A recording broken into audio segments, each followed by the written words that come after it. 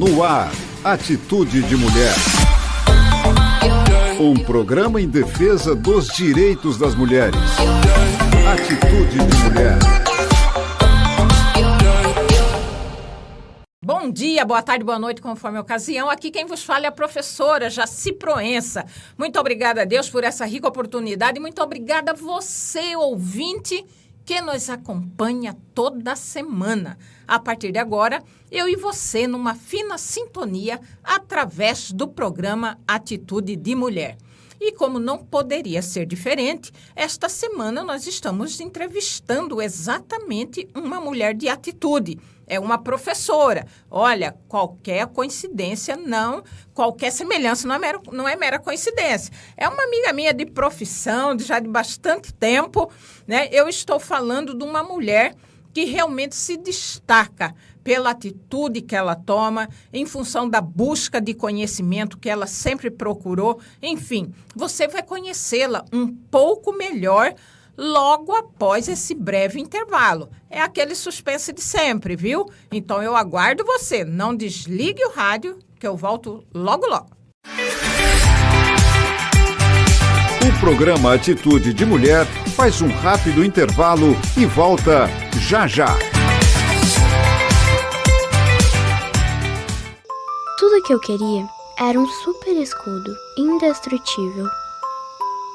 Uma capa para me tornar invisível. Velocidade ultrassônica para correr. Poder de telepatia para pedir ajuda em silêncio. Ou, pelo menos, um coração de ferro. Abuso sexual não é fantasia, nem brincadeira. Fique atento aos sinais. Mudança de comportamento, ansiedade, agressividade, isolamento, incômodo com a presença de algum adulto, inclusive parentes. Para proteger as crianças e jovens, não precisa ser super-herói, só precisa ser gente. Contra o abuso sexual, atitude é o seu superpoder. Denuncie. Ligue 100. Uma campanha da Assembleia Legislativa de Mato Grosso. Estamos apresentando Atitude de Mulher. Estamos retomando o programa Atitude de Mulher e, como eu anunciei na abertura, nós estamos com uma mulher de atitude aqui para entrevistar. Ela também é professora, viu? Eu estou falando de Carmen Sinira Siqueira Leite. Alguns a chamam por Sinira, algumas a chamam por Carmen, mas enfim, a professora Carmen Sinira Siqueira Leite, ela é cuiabana, professora efetiva da Rede Municipal de Educação de Cuiabá. Ela é pedagoga, especialista em relações raciais e educação na sociedade brasileira. É mestra em educação pela nossa querida UFMT, onde ela defendeu a seguinte dissertação: Trajetórias de professoras negras, vida escolar e profissão. E ela pesquisa temáticas relacionadas à educação da população negra na sociedade brasileira, especialmente com enfoque em gênero e raça. Ela publicou exatamente um livro, né, a qual ela defendeu essa dissertação dela, Trajetórias de Mulheres Negras na Docência Cuiabana. Na verdade, aprofundou um pouco mais, né, aquele trabalho e publicou, fez um recorte, né, na Docência Cuiabana. Esse livro é de 2016. Atuou por 4 anos no Conselho Municipal de Educação em Cuiabá. Atualmente, ela assumiu, né, eu diria até que recentemente, a coordenação de microplanejamento educacional da Secretaria Municipal de Educação aqui da nossa querida Cuiabá. E atua, como eu disse, nessa formação para os trabalhadores da educação em relações étnico-raciais. Na verdade, ela sintetizou muito esse currículo dela. Eu conheço a professora Carmen Sinira, como eu disse, há bastante tempo, né? E o currículo dela é vastíssimo, que se eu fosse aqui anunciar, eu ia passar metade do programa anunciando. Mas diante dessa modéstia dela, eu só posso dizer, professora Carmen Sinira, colega, companheira de luta Carmen Sinira, seja bem-vinda ao programa Atitude de Mulher.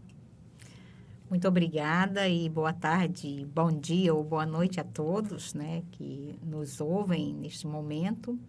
E aqui fico muito grata, professora Jaci, pelo convite, né, e por compartilhar experiências de vida, né, principalmente neste espaço de movimento negro e movimento de mulher pelo caminho da educação, né, que foi exatamente isso, a minha história de vida, né, profissional trilhada até este momento. Então, e falando da sua trajetória de vida, professora Carmen Sinira, geralmente a gente começa a nossa entrevista até para que os nossos ouvintes entendam que as pessoas são o que são hoje é resultado de todo um processo de luta, de vivências e tudo mais. Então, compartilhe um pouco com os nossos ouvintes quem foi e em quem se tornou a Carmen Sinira Siqueira Leite. Então, eu, desde muito cedo, né... Você é cuiabana, né? Sou cuiabana, sim. Está aqui, né? Falei no sou princípio. Sou cuiabana ali do Antigo Terceiro, né? Tenho muito orgulho dessa história. Eu também vim de lá, tá vendo? Então, eu tenho muito orgulho dessa história de lá, né? A infância, quando aquele bairro foi extinto, né? Aí a gente foi para outros caminhos. E eu assumi a docência, na verdade, aos 17 anos, né, de idade. E acho que era exatamente isso que eu queria fazer, né? Tive a possibilidade de assumir outras profissões, inclusive em um período em que começava a tecnologia, né? E eu estava ali, mas parece que algo me chamava pelos caminhos da educação, né? E aí, muito rapidamente, passei nos concursos e tal, e assumi a docência. Também, muito rapidamente, fui chamada, né, e me senti num compromisso de assumir compromisso no espaço onde eu estava, né? Então, muito jovem, né, com 25 anos, eu já era diretora de escola, uma escola que funcionava os 3 períodos, né? Então, assim, tudo isso, relatando agora, ou quando trago essas informações, me faz refletir que parece que era um pouco destemida, né? Isso não era tão simples. Eu me lembro que, na época, eu era a diretora mais jovem da rede municipal de Cuiabá, né? E aí, eu fiz outro concurso e outro. Então, assim, em pouco tempo, eu tinha feito 4 concursos e eu fui aprovada nos 4. 2 do município e 2 do estado. E aí, fui fazendo minhas opções, né?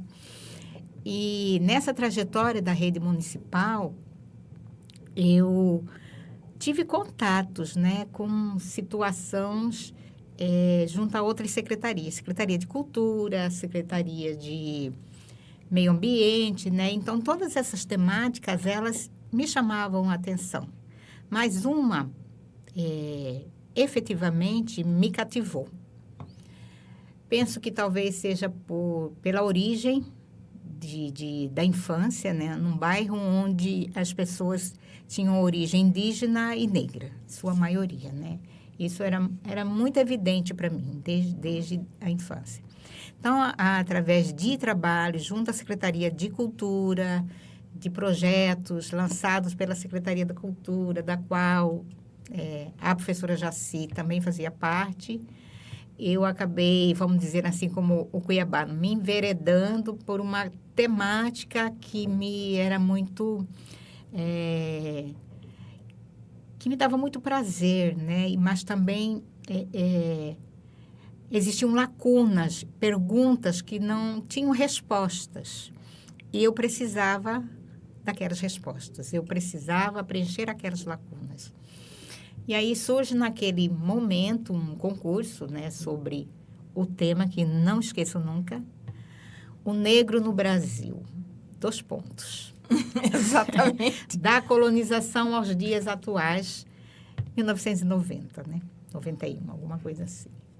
E aí era um trabalho monográfico, né? E eu fui lá, eu já era diretora de escola, fiz esse trabalho. Um aluno da escola também, ajudado pelos pais, fizeram. O resultado é que o aluno na categoria ficou em primeiro lugar e, para minha surpresa, o meu trabalho também ficou em primeiro lugar. Logicamente que a gente reconhece que tinham trabalhos tão bons quanto, mas receber o primeiro lugar significa que o seu trabalho atendeu aos critérios de um concurso, que foi um concurso. Sim. Qual foi a premiação? Uma, por sinal, inesquecível, que era conhecer Vila Bela, que era um desejo que eu tinha, né? E nós ficamos uma semana em Vila Bela. Outra era a produção de um documentário, né, sobre Vila Bela, fazer parte desse documentário. E tinha uma terceira, né, olha aqui, eu falando uma terceira, que era em recurso financeiro, que hoje poderia ser um valor de R$2.000, vamos pensar assim, né? Recebi em cheque e tudo, né? Então, assim, aquilo para mim foi uma grande conquista. E me impulsionou, né, nessa busca, né, de conhecimento sobre a população negra no Brasil e em Cuiabá, né? Então, a partir daí, essa temática passou a fazer parte da minha vida, né? Integralmente. Bom, vocês estão vendo aqui, estou ouvindo ela relatar, mas na verdade é um relato de parte da minha história também, né? Esse projeto foi um projeto que a gente tinha idealizado, lançamos esse projeto, né?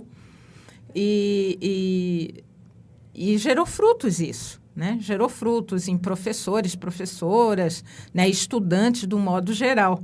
E de lá para cá não parou mais. Mas eu peço para você não sair daí, que nós vamos para um breve intervalo e eu volto logo, logo, dando continuidade a essa entrevista, viu? Não saia daí. O programa Atitude de Mulher faz um rápido intervalo e volta já já. Tem mãe que trabalha em casa. Tem mãe que trabalha na empresa. Tem mãe que trabalha pelas ruas nas cidades. Tem mãe que é professora. E tem mãe que é aluna. O leite materno traz benefícios para a criança, a mulher, a família e a sociedade. Apoie a amamentação. Faça a diferença para mães e pais que trabalham. Ministério da Saúde. Brasil. União e Reconstrução. Governo Federal. Estamos apresentando Atitude de Mulher. Estamos retomando com o programa Atitude de Mulher e como nós já dissemos no início do programa, no primeiro bloco, na verdade, fizemos a apresentação da professora Carmen Cineira Siqueira Leite, uma profissional da educação que, na verdade, é referência para tantas outras profissionais da educação, outros profissionais da educação. Ela sempre muito dedicada, mas também se especializou nessa área de educação das relações étnico-raciais na sociedade brasileira. Inclusive, ela defendeu na dissertação dela o tema Trajetórias de Professoras Negras, Vida Escolar e Profissão, que daí originou na publicação, né, do seu livro em 2016 sobre Trajetórias de Mulheres Negras na Docência Cuiabana. Professora Carmen Cineira, efetivamente, como que foi para chegar a essa definição, a esse recorte para escrever a sua dissertação e depois publicar o seu livro? Então, né, como já vinha trilhando nessa questão voltada para a temática racial, e no ano em que eu fui aprovada no mestrado, havia um mapeamento sobre trajetórias de professoras negras em Mato Grosso, né, alguns municípios e tal. E o Núcleo de Estudo e Pesquisa sobre Relações Raciais e Educação da UFMT, o NEPRE, tinha essa lacuna de história de vida de professoras negras de Cuiabá, né? Sim. Cuja orientação era a professora doutora Maria Lúcia Rodrigues Miller. Naquele ano, eu estava trabalhando na Universidade Popular Comunitária. E todos os professores da Universidade Popular Comunitária, né, que era o programa era coordenado pelo professor Maldonado, que era o secretário. Maldonado. Isso, que era o secretário na época. Então, todos nós, professores, eu era do primeiro camping da universidade, então, todos os professores tinham que ter uma pesquisa, né? Então, como eu já vinha desenvolvendo essa questão, através da questão racial, então, eu fiz o projeto de pesquisa trabalhando com 2 focos, né? Tendo 2 focos. Trajetórias de professoras negras, que me interessava, da Rede Municipal de Cuiabá, e trajetórias de alunas negras da UPC, da Universidade Popular Comunitária do Camping Herbert Campos Herbert de Souza, né? Então, foi com esse projeto que eu me inscrevi no mestrado e fui aprovada, né? Mas, como tudo muda, né? Muda-se gestão, muda-se objetos de estudo nos lugares, na academia, e aí acabou definindo como objeto de pesquisa trajetórias de vida de professoras negras, uma vez que na mudança de gestão, a UPC ela ficou meio sem credibilidade pela gestão que assumiu, a gestão municipal, né? Então, Sim. não era esse o interesse, havia um outro foco de trabalho no viés da educação naquele momento. Então, eu assumi o ponto, né, que também era de interesse da academia naquele momento, que era sobre trajetórias de vida de professoras negras, né? Nessa pesquisa, eu entrevistei 16 professoras, o meu objetivo era somente 10, né? Que já é um volume bastante considerável de histórias, mas as professoras iam indicando outras e outras professoras, e aí a minha orientadora disse, não, vamos parar em 16, chega, é o suficiente. Porque se não dá um corte ali, já é, aí fica, não termina nunca, né? Sim.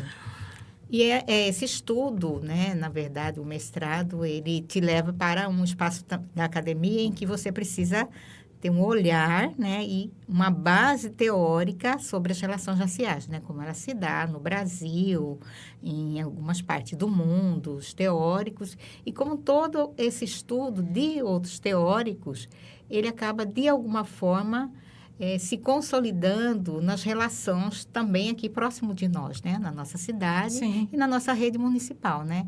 E isso foi possível observar através da escuta dos relatos de vida das professoras. Sim. Que tive o prazer de conversar no decorrer desse trabalho de mestrado, né? E elas foram relatando as situações que iam comprovando, né? Discriminação racial, preconceito, racismo, mas também reforçava a sua identidade racial e a sua identidade de mulher, né? Então, isso foi fundamental nesse trabalho para algumas delas, né? Se colocar como mulher negra, né? Considerando as situações adversas, infelizmente, né? Situações negativas pela qual passaram desde a sua trajetória estudantil até profissional. Infelizmente, isso aconteceu, né? Nos relatos, muitas delas choraram, né? Porque aquela situação estava viva ainda na vida delas, como uma cicatriz aberta, sim, né? E relatar aquilo foi trazer de volta essas situações, né? E ainda assim, ter a certeza de que muitas mulheres, de que muitos estudantes negros ainda vivenciam situações de discriminação, de racismo e preconceito no contexto escolar. Foi exatamente isso que a pesquisa veio trazer, né? Mas também teve outros aspectos considerável que considero positivo. Os processos de superação, né, principalmente, né? Sim. Porque, na verdade, geralmente, eu não cheguei a esse grau de profundidade de estudo como você, mas o que a gente sabe, e até por percepção pela trajetória na educação, que alguns abandonam, né? Deixam de estudar por não saber lidar com essas situações, com essas circunstâncias, por não entender o porquê que sofrem isso. Exatamente. Alguns estudantes, no caso, algumas professoras também, nos relatos delas, a gente viu algumas situações de ingenuidade, né, por parte das famílias, né? Uhum. Não seria conformismo, mas sim ingenuidade, que talvez isso tenha sido uma estratégia, né, naquele momento, porque era muito difícil um enfrentamento em relação a essa questão em épocas em que elas foram estudantes, né? Então, foram algumas estratégias encontradas. Não ligue para isso. Uhum. Não, isso não acontece, deixa para lá, continue estudando, você é tão boa quanto A, B ou C. Então, assim, foram essas estratégias que as famílias foram encontrando para superar, né, essas situações adversas que aconteceram na vida delas. E um aspecto importante é que o magistério aparece no horizonte da vida dessas mulheres negras como uma possibilidade de ascensão social. E elas se agarraram a esta possibilidade e seguiram a sua carreira, né, a sua vida profissional, considerando que, mesmo com todas as situações que ocorreram, elas não iam parar para dar bola, vamos dizer assim, a racismo e preconceito, né? E o que faz uma diferença maior ainda nessas professoras, né, que eu penso que é muito significativo, é que elas não deixaram reproduzir com seus alunos o que aconteceu com elas, o que aconteceram com elas no passado. Então, elas foram professoras que foram além dessas situações, não reproduzir em seu espaço e também na sua família, com seus filhos e familiares, essa mesma situação. Então, nós temos aí, que eu chamo, neste caso, trajetórias de sucesso.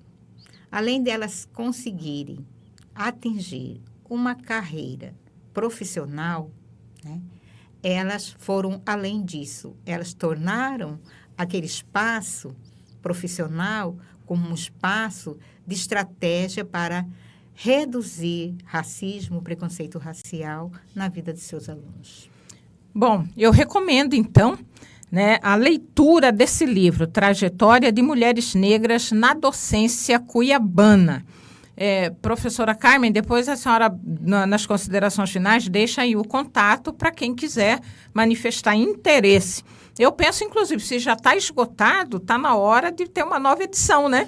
Porque, quem sabe, vai servir de referencial para tantas outras pessoas, não só da área da educação, né? Porque se aprende também com a vivência, né, e atuações em outros espaços que não aquele diretamente que você está envolvido. Bom, gente, como eu disse, a professora Carmen Cineira, ela teve 4 anos ali de atuação direta dentro do Conselho Municipal de Educação. Mas antes disso, ela já também participava ali, enquanto servidora que atuava ali na Secretaria de Educação, principalmente na coordenação pedagógica, ela sempre estava no Conselho Municipal de Educação dando as suas contribuições. Professora Carmen, principalmente para essa questão aí eu diria que mais ligada à aplicabilidade da Lei 10.639, como que a professora está vendo isso? Porque a lei é de 2003, de 9 de janeiro de 2003, foi sancionada pelo presidente Lula. Na verdade, foi o primeiro ato dele. Então, logo assumiu a presidência da República. Passado esse tempo, como que a senhora está vendo, principalmente aqui em Cuiabá, a questão da aplicabilidade dessa lei? Então, como você disse sobre o conselho, eu fui a primeira conselheira no Conselho Municipal de Educação representando o movimento negro, né? Então, eu tive 4 anos, depois reconduziu para mais 4. Então, para nós, já foi um avanço, né? Uma cadeira, ou seja, um assento no Conselho Municipal de Educação. Se nós temos em Cuiabá, em Mato Grosso, uma população majoritariamente negra, porque Mato Grosso e Cuiabá, a população é negra, então nós não podemos deixar que as questões relacionadas a essa população fiquem ausentes dos currículos e da legislação no sistema municipal de ensino, né? E, seguindo mais, né, em relação ao conselho, eu retorno ao conselho, né? Na verdade, não tinha saído, mas aí eu fiquei como conselheira e depois eu fui para o conselho a convite do professor Luiz Jorge, que era o presidente na época, para compor a equipe técnica, de assessoria técnica do conselho. Então, assim, foi melhor ainda, né? Porque pude conversar com os assessores técnicos na orientação do olhar de análise dos processos de autorização, dos projetos políticos pedagógicos das unidades para o parecer de autorização e credenciamento. Então, isso pode ser considerado um avanço, né, em relação à lei, Mas o Conselho, mesmo sendo um órgão fiscalizador, normatizador, não tem pernas para ir em loco de todas as unidades do sistema, né? Então, a gente entende que cada gestor que se comprometeu no seu projeto político-pedagógico, que foi aprovado por uma comunidade, por um grupo de pessoas responsáveis pela educação, tem o compromisso de colocá-la em prática, né? Bom, gente, falar de educação, o assunto, como se diz, tem questões e questões a serem tratadas, abordadas na questão da educação, né? Que ela é muito abrangente. E essa entrevista, por si só, não vai esgotar isso. Eu, com certeza, vou estar convidando novamente a professora Carmen Sinira para a gente aprofundar um pouco mais sobre essa questão aqui, principalmente da questão étnico-racial na educação. Mas agora nós vamos para um intervalo, porque eu sei que você está aguardando aquela dica que é só para você. Não saia daí, eu volto logo. Mulher em Sintonia. O Brasil registrou nos últimos anos um aumento expressivo da violência contra a mulher no ambiente virtual. Os crimes virtuais mais comuns contra a mulher são a pornografia de vingança, que é a divulgação de imagens íntimas em sites e redes sociais, seja vídeo ou foto com cenas íntimas, nudez, relação sexual, sem o consentimento da vítima. A extorsão é a ameaça de se divulgar imagens íntimas para forçar a mulher a fazer algo, seja por vingança, humilhação ou para extorsão de dinheiro. E o estupro virtual, que é quando o autor do crime, por meio da violência psicológica, faz ameaças e chantagens à vítima, por ter posse de algum conteúdo íntimo e, com isso, exige favores sexuais por meio virtual, como coagir a mulher a tirar a roupa em uma chamada de vídeo, por exemplo. Para obter orientação de como denunciar a violência virtual, ligue 190 ou 197 ou 180 ou 181. Essa é a dica de hoje. Mulher em Sintonia. Estamos retomando com o programa Atitude de Mulher, exatamente naquele momento que você fala, mas já acabou? É assim mesmo, começa, né? Tem começo, meio e fim. Mas como eu disse, convidarei novamente a professora Carmen Sinira para a gente aprofundar um pouco mais sobre essa área da educação. E a gente tem muito a aprender com ela. Professora Carmen Sinira, como estamos chegando aqui no final da entrevista, e eu quero agradecer-lhe, né, por ter aceito participar aqui do programa Atitude de Mulher, já estendendo o convite para daqui mais alguns dias, né, tá retornando aqui conosco. E eu passo agora para as suas considerações. Ok.